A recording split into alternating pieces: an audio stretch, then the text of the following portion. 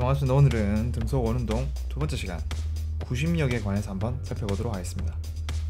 Let's go! 자, 지난 시간 우리는 일정한 빠르기로 원운동하는 물체의 운동을 표현했었죠. 자, 사실 이 등속 원운동은 굉장히 부자연스러운 운동입니다.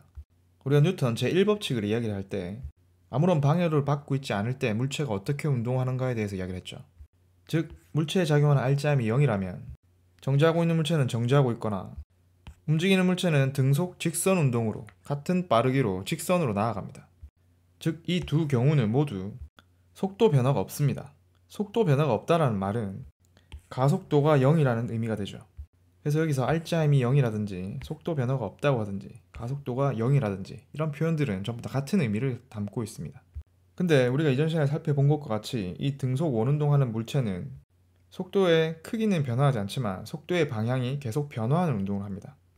즉, 등속 원운동은 속도가 변화하는 운동이고 가속도가 0이 아니라는 뜻이죠. 즉, R자임도 0이 아니라는 의미가 됩니다. 이게 바로 R자임이 있을 때 가속도가 생긴다는 뉴턴 제2법칙이었습니다. 자, 그럼 이 말은 등속 원운동하는 물체에는 반드시 R자힘이 작용하고 있다는 의미가 되는 거죠. 자, 그렇다면 이 경우에는 과연 어떤 힘이 이 인공위성에 작용하고 있습니까? 그렇죠. 바로 중력이 작용하고 있기 때문에 이 물체는 등속 원운동을 할 수가 있는 겁니다. 자, 우주 공간으로 한번 가보죠. 공에다가 이렇게 실을 매달아서 돌려보죠. 자, 공이 등속 원운동을 합니다. 그럼 이때는 과연 어떤 힘이 작용했기 때문에 얘가 등속 원운동을 할 수 있습니까?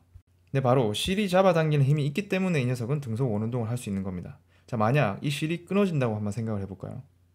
실 끊어지는 순간 이 공에 작용하는 힘이 아무 힘도 없기 때문에 R자임이 0이 되어 등속 직선 운동을 하면서 날아가게 될 겁니다. 자, 이처럼 등속 원운동을 하기 위해서는 반드시 힘이 필요합니다. 이때 이 힘은 그 원의 중심 방향으로 작용한다고 해서 90력이라고 이야기를 하고요. 자, 만약 달이 지구 주위를 등속 원운동을 한다고 하면 이 상황에서는 중력이 90력 역할을 하여 등속 원운동을 한다라고 표현할 수가 있죠. 교과서엔 여러 다른 힘들이 90력 역할을 하여 등속 원운동하는 상황이 나와 있기 때문에 한번 확인해 보도록 합시다. 그럼 이때 이 90력의 크기는 어떻게 계산하는 걸까요? 뉴턴 제2법칙을 그대로 활용하면 됩니다. F는 ma에서 F가 90력이 되고요. 이때 A는 구심 가속도가 되겠죠. 그래서 구심 가속도 R분의 V 제곱으로 표시를 하거나 이렇게 R 오메가 제곱으로 90력을 표시합니다. 교과서에는 이때 이 오메가를 2파이를 주기로 나눈 값으로 표현해서 이런 식으로도 표현할 수가 있겠죠. 자, 그럼 예제 문제를 간단하게 한번 풀어봅시다. 자, 수능 특강 문제인데요. 자, 그림은 반지름이 각각 2R 그리고 3R인 원 궤도를 따라 등속 원운동하는 물체 A와 B를 나타낸 겁니다. 질량은 A 질량이 4m이고요. B의 질량이 3m입니다. 이때 작용하는 구심력의 크기가 같다. 자, 이걸 이제 이용해야겠군요. 먼저 배운 걸 씁시다. 구심력은 mr 오메가 제곱 혹은 r분의 mv 제곱이라는 걸 이용하면 A의 질량은 4m, 반지름은 2r, A의 가속도를 오메가 A로 표시합시다. 그렇다면 B는 질량 3m, 반지름 3r, 그리고 각속도 오메가 B의 제곱이 되겠죠. 이 두 값이 어떻다는 겁니까? 같다는 겁니다. 그럼 이런 형태로 표현할 수가 있고요. mr을 약분하고 식을 정리하면 이런 식으로 표현할 수 있기 때문에 오메가 A가 오메가 B보다 더 큰 값을 가지게 되겠죠. 그래서 니은은 맞군요. 자, 그리고 여기서 B는 R 오메가를 이용하면 이 식을 바꿔줄 수 있습니다. 좌변은 이렇게 되고요. 우변은 이렇게 되겠군요. 자, 그럼 이 식을 정리합시다. 자, 이런 형태가 되고 9는 약분 R 제곱 상쇄 그리고 8을 좌변으로 넘겨주게 되면 식은 이런 형태가 되고 루트를 씌워주면 이렇게 VB는 VA의 루트 2배가 되겠군요. 그래서 기억도 맞고요. 아까 니은도 맞았었죠. 자, 디귿을 제일 처음에 했어야 되는데 선생님이 다 날려가지고 다시 해볼게요. 자, 이렇게 쓸 수 있고요.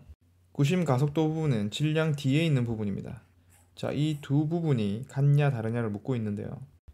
두 구심력이 같기 때문에 둘의 질량이 다르므로 요 둘 값은 같을 수가 없겠죠. 그래서 디귿은 틀렸습니다. 그래서 정답은 3번이 되겠군요. 자, 문제풀이 하나만 더 할게요.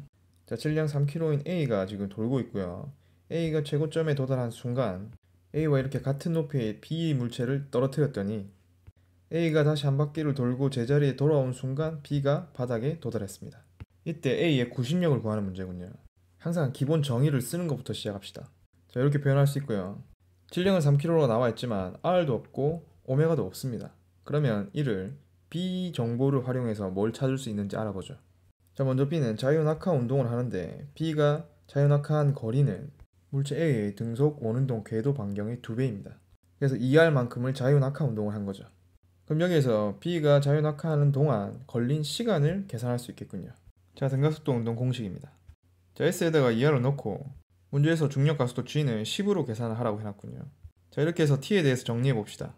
T제곱은 5분의 2R이 되겠군요. 자, 그럼 시간 정보가 나왔죠. 그럼 이 구심력을 구할 때 이 항들 중에 시간과 관계 있는 게 뭔지 찾아봅시다. 네, 이 각속도 오메가는 한 바퀴 각도 2파이를 얼마만큼의 시간 동안 돌았느냐 이걸로 계산해 낼 수가 있죠. 여기서 주기 t와 그리고 b가 자유낙하하는 동안의 시간, 이 두 시간이 같다라는 정보가 문제에 나와 있기 때문에 제곱을 풀어주고요. 이 t를 여기다가 대입을 하면 이런 형태로 나타나고 2가 이렇게 약분이 되면 여기가 10이 되겠죠. 그리고 여기에서 우리가 알지 못했던 정보 반지름 r도 약분이 돼서 날아가 버립니다. 질량이 3kg이라는 정보가 나와 있기 때문에 대입을 하면 구심력은 30파이 제곱이 되겠네요. 그래서 이런 문제와 같이 자유낙하 운동하는 물체의 운동과 그 다음에 등속 원운동하는 물체 이 둘을 응용해서 이렇게 나와 줄 수도 있겠군요. 자, 오늘 수업은 여기까지 하도록 하겠습니다. 수고했습니다.